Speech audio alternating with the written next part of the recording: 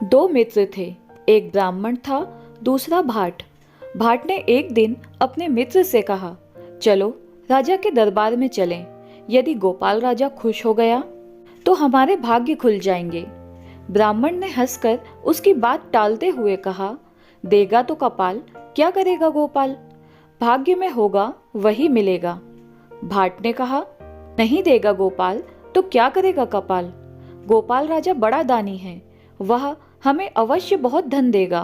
दोनों में इस प्रकार विवाद होता रहा और अंत में गोपाल राजा के दरबार में जाकर दोनों ने अपनी अपनी बात कही। भाट की बात सुनकर राजा प्रसन्न हुआ। ब्राह्मण की बात सुनकर उसे क्रोध आया। उसने दोनों को दूसरे दिन दरबार में आने की आज्ञा दी। दोनों मित्र दूसरे दिन दरबार में पहुंचे। राजा की आज्ञा से उसके सिपाहियों ने ब्राह्मण को एक मुट्ठी चावल तथा एक मुट्ठी दाल और कुछ नमक दे दिया। भाट को एक सेर चावल, एक सेर घी और कद्दू दिया। राजा के आदेश से कद्दू में सोना भर दिया गया। राजा ने कहा, अब जाकर बना खा लो, शाम को फिर दरबार में हाजिर होना। दरबार से चलकर वे नदी किनारे के उस स्थान पर पहुंचे जहां उन्होंने रात बिताई थी। भाट मन ही मन सोच रहा था, न जाने क्यों राजा ने ब्राह्मण को तो दाल दी और मुझे ये कद्दू दे दिया। इसे छीलो, काटो, फिर बनाओ इसकी तरकारी। कौन करे इतना झंझट? ऊपर से यह भी डर कि कहीं इसे खाने से फिर से कमर का पुराना दर्द न उभर आए।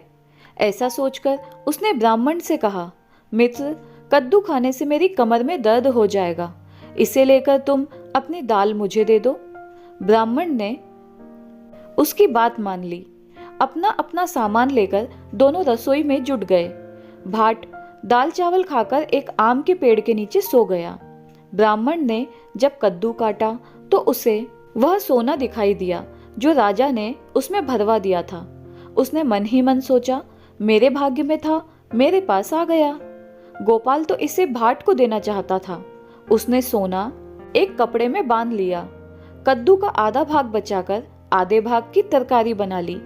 वह भी खा पीकर सो गया। संध्या के समय दोनों मित्र फिर गोपाल राजा के दरबार में पहुंचे।